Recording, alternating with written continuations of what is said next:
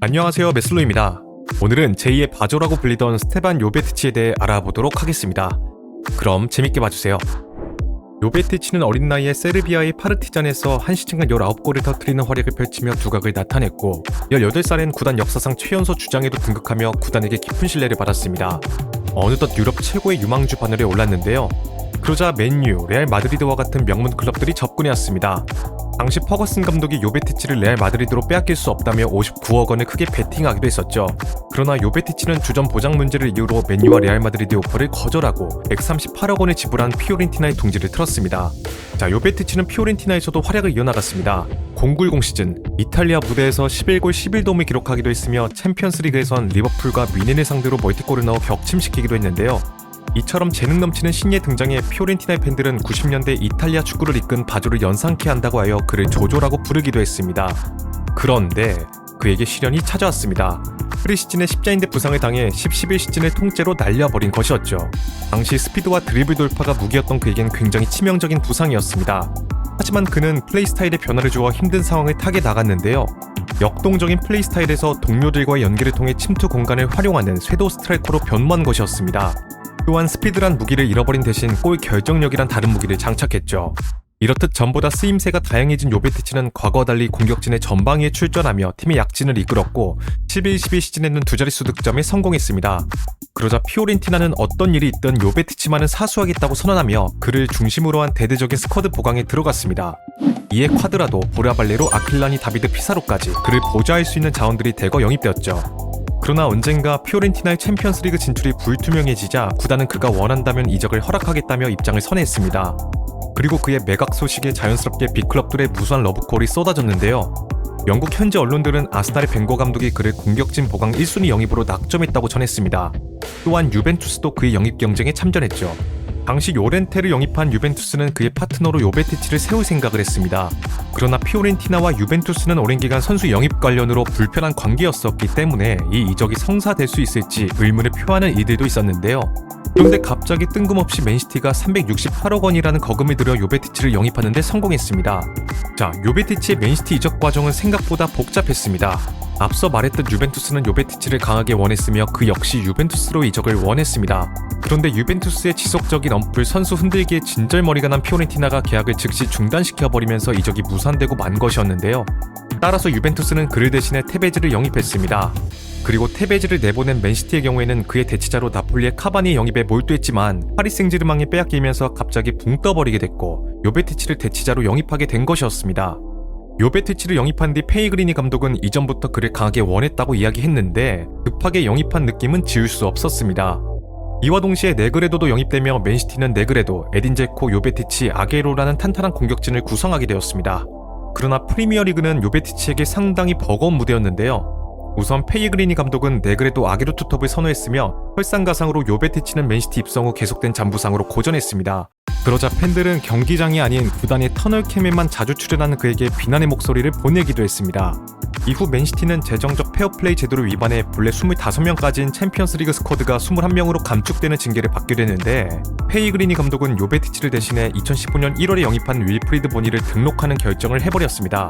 그러자 이에 분노한 요베티치는 나는 챔피언스리그에서 뛸 자격이 있다. 페이그리니 감독이 이번 결정으로 나를 죽였다 라며 분노를 금치 못했는데요. 이로 인해 감독과의 불화설이 대두되어 요베티치는 여름에 팀을 떠날 것으로 예상되었습니다. 그렇게 2019년 여름 맨시티에서 2시즌간 11골이라는 아쉬운 성적을 남기고 이탈리아의 인테르로 1년 6개월간 임대 이적하게 되었습니다. 당시 인테르는 지난 시즌 8위라는 아쉬운 성적을 기록한 뒤 명예회복을 위해 분노 영입을 시전하고 있었습니다. 그와 함께 차례대로 몬토야, 무리오, 콘도그비아, 펠리피 멜로, 페리시치를 영입했는데요. 요베티치 합류로 인테르는 이카르디, 요베티치, 팔라시오라는 좋은 공격진을 구성하게 되었으며 특히 요베티치는 지난 시즌 이카르디에게 지나치게 편중되었던 득점 부담을 덜어줄 것으로 기대되었습니다. 그는 시즌 초반 이카르디의 파트너로 나와 준수한 활약을 펼치면서 부활을 알리는 듯 했습니다. 그러나 공격수의 기본 소양인 득점을 터뜨리지 못했고 당시 만치니 감독이 원톱 시스템으로 변화를 줌에 따라 포지션이 애매해져 선발에서 제외되기 시작했는데요. 이렇듯 만치니 체제에서 자리를 잡지 못한 그는 이후 대보 체제에선 아예 전력의 자원으로 분류되고 말았습니다. 따라서 당시 친정팀인 피오렌티나로의 복귀설이 돌았지만 2017년 1월 인테르와 완전 이적 협상을 맺은 지 얼마 안 되어 공격수가 절실한 라리가의 세비야로 반년간 임대 이적하며 돌파구를 모색했습니다. 그의 세비야 입단은 당시 인드로 뛰고 있던 과거 맨시티의 동료 나스리의 영향이 컸는데요. 그는 팀을 옮기자마자 데뷔 전인 레알 마드리드와의 경기에서 극장골을 터뜨리며 깊은 인상을 남겼습니다. 그리고 반년간 6골 4도움을 기록하여 세비야가 리그 4위로 시즌을 마감하는 데 크게 일조했죠. 그러자 세비야는 그를 완전 영입하고자 했습니다. 그러나 그의 높은 연봉이 걸림돌이었는데요. 무엇보다 당시 산파울리 감독의 거취도 불분명했기 때문에 세비야와의 협상이 지지부진해지고 말았습니다.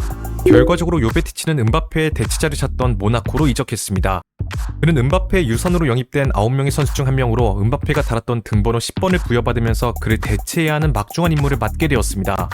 혹자는 모나코로 이적하면서 그의 커리어가 점점 하향세를 타기 시작했다고 이야기를 하지만 당시 모나코는 지난 시즌의 리강 우승 및 챔피언스리그에서 준결승까지 오르는 전성기를 보내고 있었습니다.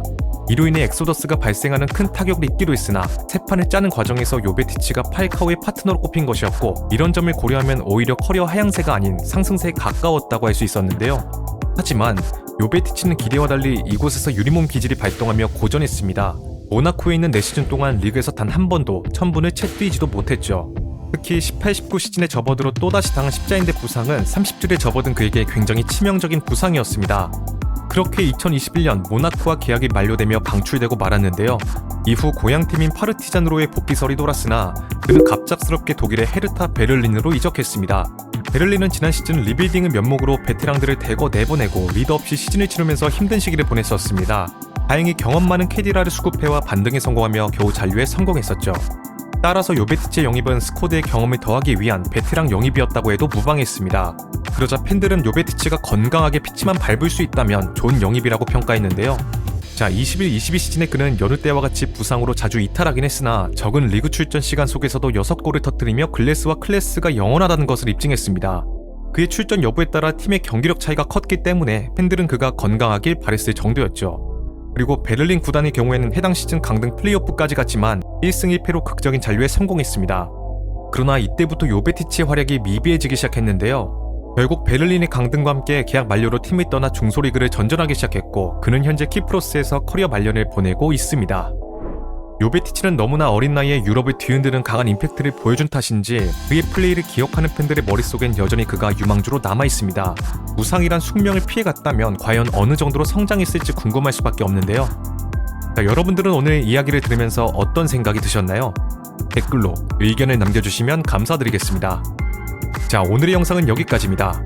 재밌게 보셨다면 좋아요와 구독을 부탁드리며 다음에는 더 재밌는 컨텐츠로 찾아뵙도록 하겠습니다. 감사합니다.